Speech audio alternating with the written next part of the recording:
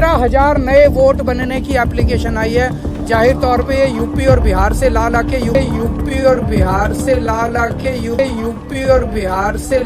के यूपी आसपास के स्टेट से ला के फर्जी वोट बनवा रहे हैं। जैसे जैसे दिल्ली चुनाव की तारीख नजदीक आ रही है, केजरीवाल की टेंशन बढ़ती जा रही है। टेंशन इस हद तक बढ़ गई है कि अब वो जाट समाज और यूपी बिहार के लोगों पर निजी हमले कर रहे हैं। दरअसल केजरीवाल आरक्षण की राजनीति के बहाने जाट समाज की एकता को तोड़ने का प्रयास कर रहे हैं।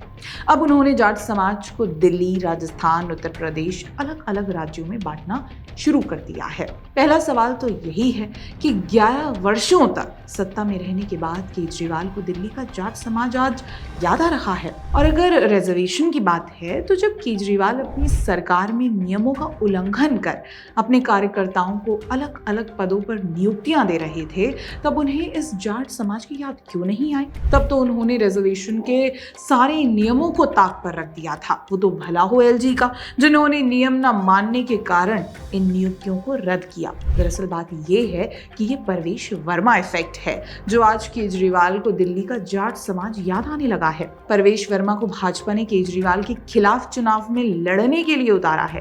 केजरीवाल को अचानक जाट समाज से खतरा दिखाई देने लगा है। एक बात ये भी है कि दिल्ली में पहली बार जाट मुख्यमंत्री भाजपा के डॉक्टर साहिब सिंह वर्मा थे और परवेश वर्मा उन्हीं के बेटे हैं। परवेश वर्मा अपने आक्रामक चुनावी प्रचार से लगातार केजरीवाल की मुश्किलें बढ़ा रहे हैं और केजरीवाल इतने परेशान नजर आ रहे हैं कि वे वर्मा पर लगातार निजी हमले कर रहे हैं। केजरीवाल जिस नई दिल्ली सीट को सेफ समझकर चुनाव लड़ रहे थे, अब वहां से उन्हें हार नजर आ रही है। अरविंद केजरीवाल की यही बौखलाहट है जिसके चलते अब वे उत्तर प्रदेश और बिहार के लोगों को निशाना बना रहे हैं। 13,000 नए वोट बनने की एप्लीकेशन आई है। जाहिर तौर पे ये यूपी और बिहार से ला ला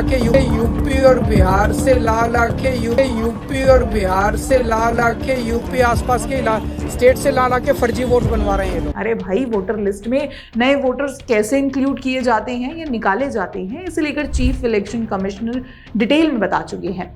आप खुद सुनिए कि चीफ इलेक्शन कमिश्नर ने दिल्ली चुनाव की तारीखों की घोषणा करते हुए क्या कहा। अभी भी इलेक्टोरल रोल के बारे में कहानी चल रही है। देखिए, आपको करीब 70 स्टेप्स ऐसे हैं। इलेक्टोरल रोल, उसके बाद चुनावी प्रक्रिया, EVMs, polling station, form 17C, counting, जिसमें पॉलिटिकल पार्टीज और कैंडिडेट्स कॉन्टिन्यूअसली हमारे साथ रहते हैं। डिस्क्लोजर्स की जो मैं बात कहता हूँ, आज मैं आपको दिखा रहा हूँ कैसे। अगर जब भी इलेक्टोरल रोल बनता है, रेगुलर मीटिंग्स होती हैं, फॉर्म 6 के बिना हो नहीं सकता। बीएलए हर पार्टी को अपॉइंट करने का अधिकार है।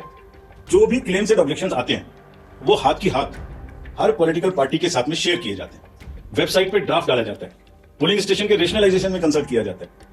कोई डिलीशन हो ही नहीं सकता जब तक उसके पीछे फॉर्म 7 ना हो। यहाँ तक ये देखिए, केजरीवाल दिल्ली के अस्पतालों में यूपी बिहार के लोगों के इलाज कराने को लेकर क्या कहते हैं। बिहार से एक आदमी 500 रुपए की टिकट लेता है, दिल्ली में आता है, अस्पताल में 5 लाख रुपए का ऑपरेशन फ्री में करा के वापस चला जाता है। और हाँ, हम कैसे भूल सकते हैं कि कोविड के समय इन्हीं यूपी बिहार के लोगों को केजरीवाल और सिसोदिया ने मिलकर बसों में भर भर कर गाजीपुर में यूपी बॉर्डर पर छोड़ दिया था।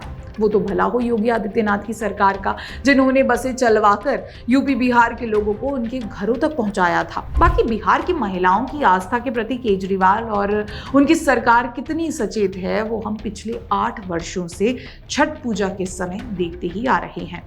जो यहाँ का विधायक वगैरह है, उनको चाहिए कि हम साफ सुथरा करवाएं।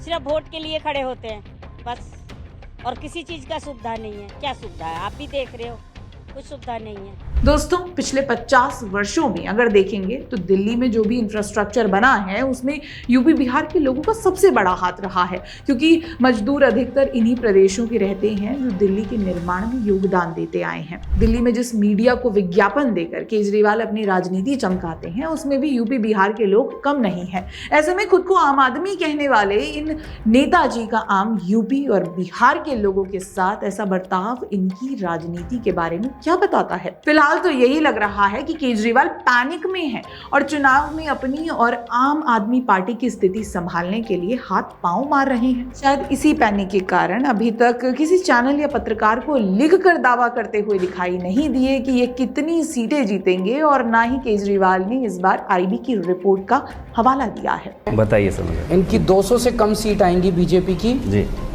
और इंडिया गठबंधन की 300 क्रॉस करेगी। सूत्रों के मुताबिक आईबी की एक रिपोर्ट आई है।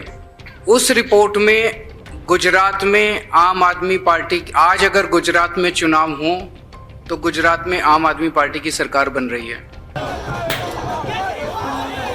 इस पैनिक सिचुएशन के अलावा शायद एक बात और है जो इन्हें ऐसा करने से रोक रही है, और वो है इनका भ्रष्टाचार। खुद किए गए भ्रष्टाचार कहीं ना कहीं बार बार इन्हें सीटें जिताने के दावे करने से रोक रहा है।